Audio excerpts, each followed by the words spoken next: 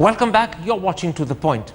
The critical last week countdown to the budget has begun, and we're all waiting with bated breath and fingers crossed to find out what the finance minister will announce. But there are many who believe they already have a clear idea of what he should do. With me are four such people. They are the chairman of the Hindustan Construction Company, Ajit Gulabchand, a former member of the Planning Commission, Arun Jaitley, the editor of the Business Standard, A.K. Bhattacharya, and the South Asia Chief of Bureau of the Economist, Adam Roberts. Mr. Bhattacharya, let me start with the fiscal deficit. In your eyes, is it essential for Mr. Jaitley to stick to Mr. Chidambaram's interim budget target of 4.1%? Or would you accept Arvind Panagriya's view that it doesn't really matter if the deficit rises to 4.5%? Well, the fact is that fiscal deficit is an issue because fiscal consolidation is important for the health of the economy.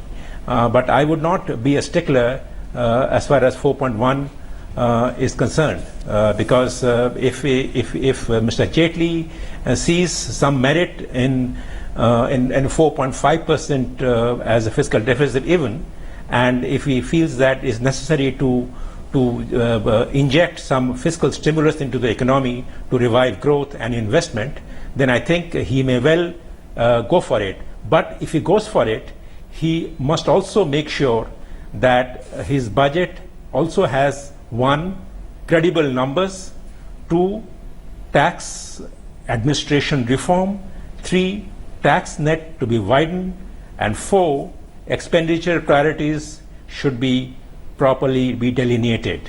These are the 4 things I would imagine that Mr. Jaitley must focus on, even though if he does not stick to the 4.1% of fiscal deficit of GDP, as this is not a kind of a Lakshman Rekha, he can easily cross it, provided he takes care of the other 4 issues as I mentioned just now. Now, Ajit Gulabchand, something that's clear today but clearly wasn't the case when Mr. Chidambaram presented the interim budget is that India is facing a very poor monsoon. Clearly, that's going to affect incomes, it's going to affect growth. And given that growth is a key concern, does Mr. Jaitley need to stimulate the economy to overcome the ill effects of the monsoon? And if that's the reason why the fiscal deficit misses the 4.1% target, would you worry, or would you say that's a perfectly good explanation? Well, I think it's very important that the mess that the economy has now come into has to be rectified. This will mean that you will have to focus on improving the fiscal deficit, because that is the reason why you are not able to spend adequately on development expenditure, which is what you will need at a time when there is going to be a possible drought. But having said that, therefore, I do not believe that we should be too careful not to worry too much about the fiscal deficit. What the fiscal deficit has come because of our prolific spending on schemes that don't yield anything and not spending enough on development that will increase the revenues of the country. And the whole crashing down of the economy has caused the loss in revenue. To restore that faith, it is essential that fiscal deficit be controlled on one side, and we would like to see a direction that tells us that there will be ease of doing business in the country. Let me stop you there. I'm going to stop you there. I'll come to that direction in a moment's time. I want to first focus on the fiscal deficit, and we have 2 very interesting, I won't say polar opposite views, but divergent views. Mr. Bhattacharya, who is not viewing the 4.1% target as a Lakshman Rekha, he wouldn't worry if it were to go up to 4.3 or 5. Ajit Gulabchand, who believes that sticking to a target is important because you need to clean up the mess of the past. Let me bring in Arun Jaitley on that particular debate and put it like this. There are many analysts in the pink papers this particular week, Arun Jaitley, who imagine that the deficit may go beyond 4.1 to 4.3 or 4.2. But they're all deeply concerned about Mr. Jaitley's capacity to rein in subsidies. Even though kerosene subsidies, many believe, are politically difficult to control, do you think the time has come for Mr. Jaitley to be tough on diesel, LPG and fertilizers? Do you think that is a sticking point he must stick to?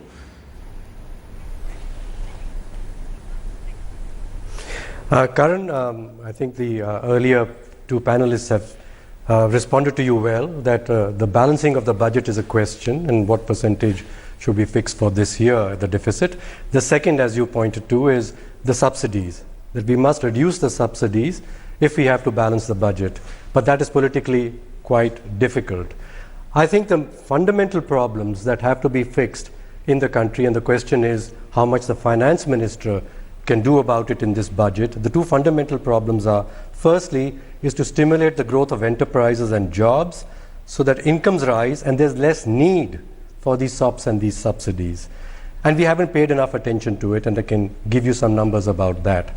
The second is to increase the total factor productivity of the economy so that with the same amount of money invested, we get much better results. And India is doing very poorly in this regard, and again, I can give you some numbers about that. So these are the two fundamental matters about the Indian economy that we haven't focused on sufficiently in terms of action, certainly not. And we have to do it now. Otherwise, every year we'll keep saying, is it 4.2, 4.5, 4.7? We all know that. It's better to have a balanced budget than to worry about what percentage levels are tolerable at a particular time, and also that it's better not to have unproductive subsidies and investments than to have productive ones. So let's apply ourselves to fixing those two problems. Okay, let me bring in Adam Roberts and put it like this to you, Adam Roberts. The rating agencies will pay a lot of attention to where the fiscal deficit is and just how credible the claim that it's been achieved at 4.1 or 4.3 is. But what will investors be looking at? Will they be worried about credible numbers, as Mr. Bhattacharya spoke about a moment ago? Will they be looking for impetus to growth? What will the foreign investor who sees a new opportunity in India be looking out for? I think a foreign investor, beyond everything, will be looking for a bold statement from the finance minister, setting a clear path to where he wants and where Mr. Modi wants to go in the next 5 years. And they'll worry a bit less about the precise percentage point and the 4.1 versus 4.5. If it's clear that India is really going somewhere, if there's clearly going to be liberal reforms. On the subsidies, for example, there is a very clear path that he could take. He could talk about shifting from subsidies in kind, rations of food, cheap electricity and so on, and moving towards cash transfers, using the Aadhaar system, using the UID system to put cash directly into people's bank accounts, to target the poorest people, not the middle classes who currently benefit from most of the subsidies. I would really want to see a finance minister who stood up at the beginning of a 5-year term in office and spelt out how in the coming years he would transform the way that subsidies would reach the people of India who really need it. And I think for the rating agencies, for the investors, they would be blown away by this. They'd be very excited to see a government that had a real clear plan of what it wanted to do, and they'd be less concerned about 4.1 versus 4.5% of the fiscal deficit for this year, especially because we now don't really believe the numbers that we were given in the previous budgets anyway. Now, Mr. Bhattacharya, if the fiscal deficit is one challenge that Arun Jaitley actually accepts and acknowledges, the other is reviving growth. Growth is, as you know, almost at an all-time low as far as the last 10 decades of India's economic performance is concerned. One of the great plans the BJP government has to boost growth is a massive infrastructure development.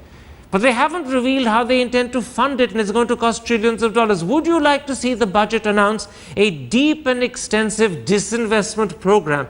And if it does, would that both cheer up the markets as well as give great confidence to investors that you will see real money going into investment and not just debt and credit? Well, surely, but disinvestment is one way to bring in extra money to the exchequer and use that money for boosting infrastructure investment. But disinvestment in today's context will be relatively easy. But I think there are many other ways of bringing in money, and the government can look at them as well. For example, if you can prioritize his expenditure programs a little more judiciously, he can very well he can find a percentage of GDP very easily at his disposal. For example, if he looks at clearly a gradual plan for phasing out fuel subsidies over a period of 1 year or 2 years. Since we are not looking at only 1 year, we're looking at a 5-year kind of a thing.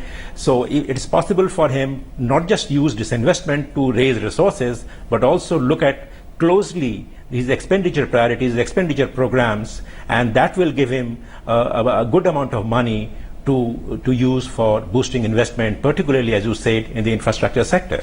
So you would like to see a few hard numbers and a few accurate predictions, or at least estimates, by when kerosene subsidies, LPG subsidies and fertilizer subsidies will be reduced to acceptable minimums. You'd like to see hard numbers on that? Yes, absolutely, and those numbers should be credible. And when I say credible numbers, I don't mean credible numbers only on the subsidies front, but also on the revenue side, because I think too many budgets have come and gone where the revenue numbers have been pretty flaky, and where you project a growth in revenue numbers of gross tax revenue of 19 to 20% and have a nominal growth of 13%, and naturally there is a question mark on those revenue numbers. And if your fiscal deficit and your expenditure program and the numbers are based on those revenue projections, clearly there is a question mark on the budget and its credibility. So therefore it is very important not just to announce a 4.1% fiscal deficit, but actually focus on what your revenue projections are and what your expenditure programs are. Now, Ajit Gulabchand, as you mentioned, and I stopped you at that point, I'll take it up now. One of the most important things is a message in the budget that ease of doing business in India is going to improve. Many analysts say that one of the things that actually will give a boost to growth and also make business easier for everyone would be GST. It's estimated that it could add perhaps up to 1%, even 1.5% to GDP growth. When the BJP came up with its manifesto, it consciously avoided giving any time frame within which GST will happen. Since then, Arun Jaitley has begun to talk about the need to implement it quickly. Would you like the budget to announce a date by when it will happen? Would you like more concrete, detailed, specific information on GST? No, I'm not fixated on GST. I would like to see a control on fiscal deficit, because that will tell us whether the government will have surpluses to invest on infrastructure. One, it also gives a healthy signal that India wishes to go in that direction.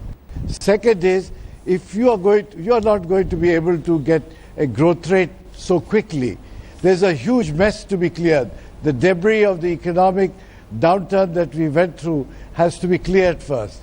There's lots of debts owed to infrastructure industry that must be cleared so that the cycle of money can begin in that industry. There is a lot of environmental decisions to be taken by creating objective and measurable norms and doing away with this case by case and stopping everything. Then third way, you have to junk the land acquisition bill that will not allow any development for the next 100 years. Can I stop you? These are some of the signals. Are these things that you believe the budget will tackle? No, Karan, one moment. Are these things you believe the budget should tackle, or Yes, are these because general policy pronouncements you'd like to hear from the government over the next period of 1 month or 2 months? One moment. The budget is the first signal that he will be giving on which direction the economy is going to take. And this includes whether it contains areas which will increase the ease of doing business, improve the investment climate, not just for foreigners, for even Indians. Because don't forget, Indians invested $200 billion in gold over the last 3 years rather than into creation of wealth. So it's very important that this signal comes through in the budget. Budget actually will not provide for all these, but this signal must come through. The stopping of tax terrorism. What you have is retrospective tax. One at a time. Let's take issues one at a time. Let me, on this subject of signals and how important signals are in the budget, put to you, Arun Maira, the question of labour law reform. Many industrialists believe that if the Modi government is serious about creating a manufacturing hub in India, it needs to tackle this difficult bullet. And certainly the Rajasthan cabinet has shown that at its own level, they can take decisions about the Industrial Disputes Act, the Factories Act, the Contract Labour Act. Are you looking for a clear signal in terms of the central government and what it proposes to do about labour law reform in the budget? Yes, absolutely, but the right reforms and about the right matters regarding labour. The the slowdown in investment in manufacturing and in industry has not been caused primarily because it's difficult for employers to fire people. They are not investing because their investments are not producing easily and competitively what they need to do. And only if the enterprises are competitive, producing easily, means the other constraints that are coming in the way of the growth of the enterprises are eased, will they be wanting to hire people. So it's not, I can't fire and therefore I'm not hiring. I'm not hiring because my enterprises are not growing. So we've got to get to the real things. Now, yes, I'm quite pleased that the Rajasthan government is paying attention to the area of labor law reforms, but it's not the reform regarding firing people that needs to change first. It's the administration of the labor laws and all laws that apply to industry. And I'm absolutely in agreement with Ajit, as we've looked at from the point of view of the small enterprises in all the states of this country and also the big ones. What really bothers them most is the bad administration of the regulations in this country. Very tardy, very confused, and corruption in them. Okay. So that is the main problem. It's not the content of the laws quite often, it's the administration of the laws. Okay. And I would say touching the law regarding making it easy to fire people is probably something we need to do a little later after we've tidied up the other administration of the laws. Adam Roberts, something that Ajit Gulabchand mentioned was what he called tax terrorism, and it's clearly an issue that has rankled with international investors, particularly because of the Vodafone example. But Vodafone's not the only company. There are at least 5 or 6 others who've been similarly caught up with retrospective tax problems.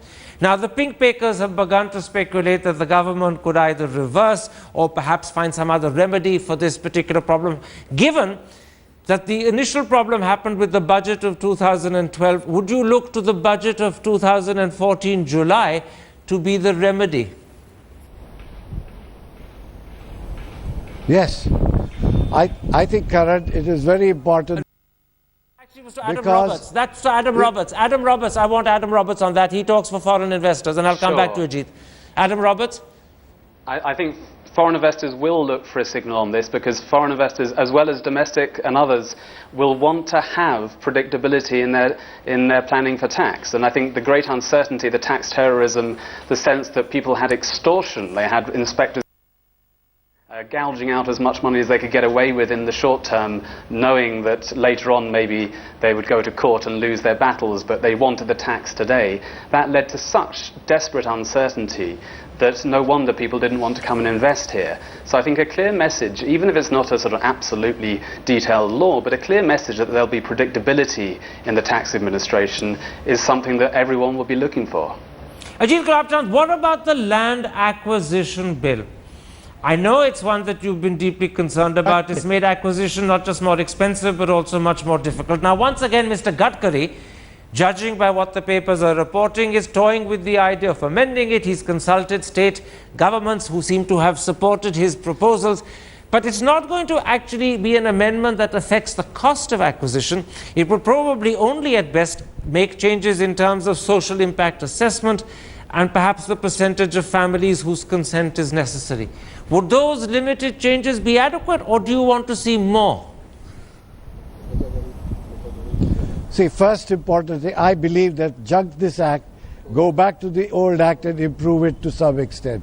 Because this act is too complicated and provisions in it will not allow any land to be acquired easily, as well as the litigation that it will involve, nothing will happen. He will find out as he studies more and more that he will have to do away with it and start freshly again. It is more the complexity, is not just the cost of it. Cost is one part, but the complexity of implementing this act. And don't forget, if all the provisions are followed, it would take 56 months to clear one land acquisition. And this is, if you take delays, it would take twice that amount. And if you add the litigation, it's forever. So I think we need to understand the nature of that act is it's very, genius is very, very bad, and we need to sack it, junk it. Okay. This is what I feel. And Mr. Gadkari will find out how difficult it is to rectify it. Now, Mr. Bhattacharya, by talking of a variety of measures which the budget may indicate something about, or it may not, because they're not necessarily strictly budget matters, We're talking about labor reforms, we're talking about tax issues, we're talking about GST, land acquisition. But even if the budget does give an indication, they will only change the animal spirits and the ease of business over a prolonged period of a year. What can the budget do that boosts growth in a shorter time frame of, say, 6 months? Because with inflation so high, we're not going to see a coming down of interest at all in the foreseeable future. So what can we see that will boost growth in the next 6 months? Or is that simply not possible? Well, to expect the budget to come out with a magic wand and revive growth in the next 6 months would be expecting too much from it. I think what the budget can do is to lay down a path of reforms which will make doing business in India a little more easy, and the investment bottlenecks that had come up in the last couple of years would be taken care of. Now, so the budget will essentially lay out a kind of a roadmap for those reforms. As you mentioned about land acquisition law, but I'm extremely doubtful if the budget can actually tackle it, even though there may be an announcement.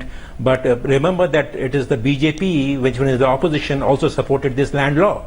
So therefore, to expect this land law to be amended as it should be, in my view, in quick time, in the next 6 months or 5 months or 7 months, will be expecting but a bit on our expectation will be on the higher side.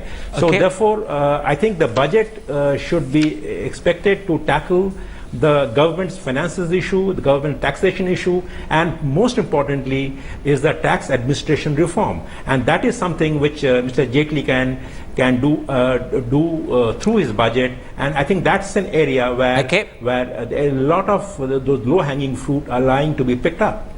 You know, Mr. Maira, there are a lot of hopes and expectations around this budget, and for each hope and expectation there is also a problem about whether it will be fulfilled, whether it's an economic problem or a political problem. And yet, the one thing that people have which they grasp onto is that statement made roughly 2 weeks ago by the Prime Minister that he's determined to take tough measures and it doesn't matter to him whether those tough measures make him unpopular. But do you think when push comes to shove, the government will actually take those tough measures, or do you fear that with elections in Haryana and Maharashtra looming on the horizon, the government may duck them? A quick answer. Yes, very quick. There's an intellectually tough measure that has to be taken. And let me say what this is. On one side, we've got the finance minister's problem. He doesn't have enough money.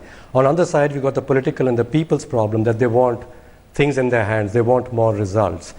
Mr. Chidambaram said in 2006, to Dr. Ahluwalia, the tiff that they had between the Finance Ministry and the Planning Commission. The Planning Commission wanted more money allocated to various things. And the Finance Minister said, I don't have enough money. And what he said was, you want to put more money into leaky pipes? Fix the pipes first. And after Dr. Ahluwalia said it's very difficult to fix leaky pipes. The leaky pipes are institutions, and they're not performing very well. And we have to fix the institutions. And I take the example of the urban development area, which Ajit knows very well. We have been, for the last so many years, pumping in large amounts of money through the Jawaharlal Nehru National Urban Renewal Program. And I'm not sure if you're answering my question. My question was, will those tough measures be taken? You've ducked that. You've ducked my question. Will those tough measures be taken? I'm telling you, no, I'm not. I'm asking you,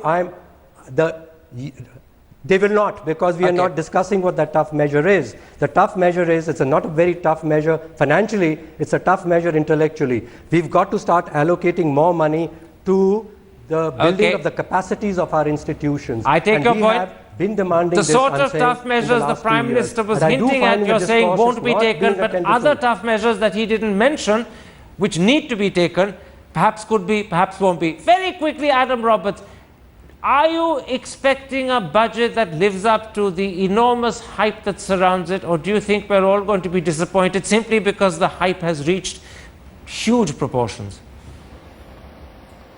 I think the hype has reached huge proportions. I think in the election campaign, Mr. Modi pumped up the expectations himself. and so he has no one to complain to if he gets frustrated after there's criticism after his budget. But that said, I think he is quite a brave man. He understands when he says he's going to take tough decisions that he's ready to do it. I worry more about the BJP, the people in his party, the very introspective, rather nationalist side of the ruling party that, for example, is against foreign investment in retail, or the industry lobbies that are against foreign investors coming into the defence industry.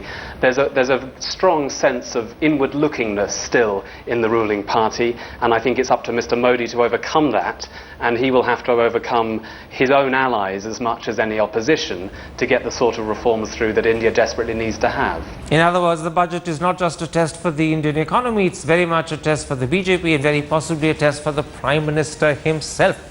Well, just a week to go before we find out how that test goes. My thanks to all four of my guests for joining me, and if you have been, thanks for watching. Goodbye, good night.